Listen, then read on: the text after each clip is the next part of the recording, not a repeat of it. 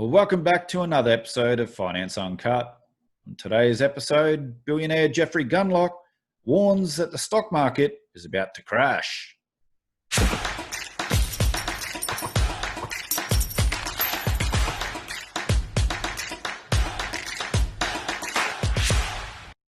Well, Happy New Year, everybody.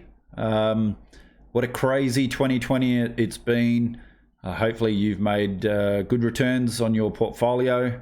Those who haven't yet watched my investment thesis that I did just prior to Christmas, I recommend you going back and having a look at that. It's a three-part video, so it's a little bit long, but definitely the second one I go into details into the returns that I received on my portfolio. And in the third part, I talk about my outlook and where I see investment opportunities in 2021 and beyond. However, lots of things have changed. We now have a new president, and the Democrats now control both the House and the Senate. And so what does that mean for fiscal spending and the things like electrification and so-called green energy? How do we position for that? Well, I actually talked about that in part 3 of my investment thesis, and how I've been positioning for that play, expecting this to play out exactly how it has. So definitely check that out. But we've also seen the massive run up in cryptocurrencies, but now we've seen a massive fall. Just over the weekend, 25% fall in the cryptocurrencies, and also the precious metals haven't been performing that well of late. Just wanted to say Happy New Year, and looking forward to doing a lot of videos on great content this year and helping yourselves look at the macro, look at the financial markets, and how to read those and to make good decisions. So stay tuned this year. Hopefully it's a good year, but touch wood, we'll see what happens. So let's get into this article. Jeff Gundlach says stock market valuations are extraordinarily high, supported only by the Fed. Jeffrey Gundlach, founder and CEO of Double Iron Capital, raised concerns Monday about the stock market's elevated valuation relative to historical levels, and believes rising inflation could upend investors this year, as extraordinarily high valuations is where we are, and it's being supported by massive amounts of stimulus, Gundlach told CNBC's Scott Wapner on Halftime Report. If you go back 4 decades of stock market data, there are many valuation metrics that are in the top 1 percentile of overvaluation. So the thing that's keeping it going, of course, is the Fed with rates at 0 and promises to stay at 0, Gundlach added. This allows for valuations to be record-breakingly high. The Dow Jones Industrial Average, S&P 500 and Nasdaq Composite all rallied to record highs last week, further lifting their valuation levels closer to or above historical standards. For example, the S&P 500's forward PE ratio is currently just below 23. That's near its highest level dating back to 2000. Gundlach also noted that several trends that had been in place for about a decade are now reversing. He said emerging markets are starting to outperform the US. Value is leading growth, and companies with weaker balance sheets are outpacing those with generally stronger ones. Things are definitely changing. The leadership of the United States, being a top-performing market for 10 years, basically has seemed to reverse, he said. A lot of things are changing. I suspect this is not a short-term phenomenon. Another change that could put pressure on stocks moving forward is the possibility of rising inflation, as the Fed pledges to keep rates low and its monetary stimulus programs running.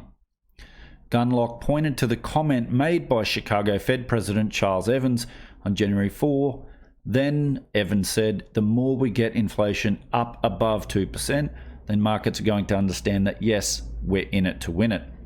Gundlach, who expects the Consumer Price Index, a widely followed inflation metric, to hit 3% in its May June report, said inflation is a real game changer should it occur.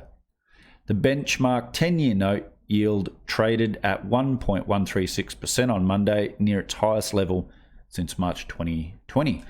Now, let's have a look at the US 10-year yield. Now you can see back in March we had rates falling, but they bottomed around, what was it?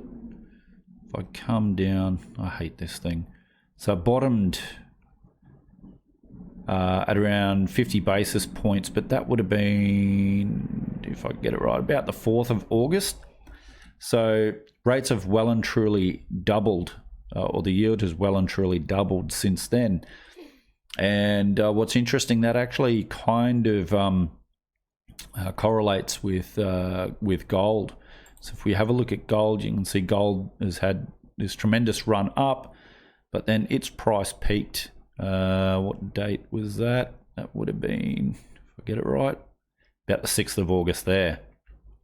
So when that 10-year yield bottom, it was around the same time that gold peaked, and then gold's been coming down actually since then as the 10-year has increased. However, what I'm looking for in terms of the precious metals is what the Fed does from here. Now, there's a lot of talk that they're going to cap yields, so have yield curve control, where they'll continue to allow inflation to run up while capping the yield. So just continuously buying this bond to keep the yield down. So if the yield, excuse me, stays at 1.14, but where are we back here? But we've got CPI running at 3%. Now, I could argue that, and you've seen in other videos that I call the CPI the CP lie, and it's really, BS. But even going on their own numbers, if it's running at 3% and rates are, the 10 years just over 1, then you've got almost a negative 2% in real rates. So that's actually bullish for gold. So if the Fed comes in and does that, but we see real inflation or real CPI or government measured CPI increases, then I expect that to be a tailwind for the precious metals. If the central bank doesn't cap yields and allows that 10-year to jump right back up again, well, that's not good news for anything. That's not good news for the precious metals. It's not good news. Okay, put it this way. It's not good news for risk assets. So it's definitely not good for the stock market. It's definitely not good for cryptocurrencies. And it's not going to be great for precious metals, but not as bad. Because if we've got significant CPI increases, well, gold and silver have always been a good store of value and a good hedge against inflation. So that will do a lot better. But I do, it won't be the tailwind that we have with negative real rates. So if we see this, inflation running at 3%, and then this jumps up to 2.5%. It's not going to be the big tailwind for precious metals. So that's something to keep an eye out for. But Jeff Gunlock's correct that the market is on just about all metrics at nosebleed valuations, while at the same time the fundamentals of the economy, earnings have been going down. So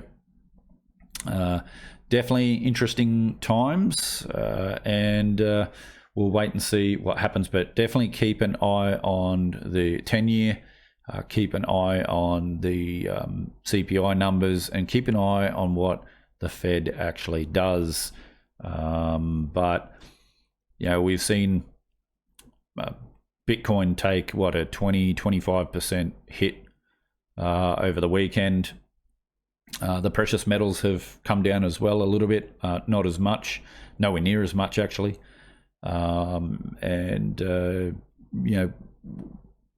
We'll definitely see where this goes, but they're the three things that I'm definitely, I recommend keeping an eye out for: the 10-year, the CPI numbers, the government CPI numbers, and what the Fed's response is to that. Do they do yield curve control, or do they allow these yields, these real interest rates, to rise significantly? The problem with that is if it does, we're going to see a massive correction in the share market. There's corporations and households with large debt levels are going to experience some significant pain and solvency issues if the interest on their debts rise. And so that's going to create a whole heap of pain. So if the Fed if we do see the CPI increases and the Fed doesn't come in and do the yield curve control, then definitely a deflation is on the cards for me. So these are things that you need to keep an eye out for. So anyway, thanks for joining me on this video. Happy New Year, everybody, and looking forward to hopefully what's going to be a good year trading and investing in the financial markets. So take care, and I'll see you again on another episode of Finance Uncut.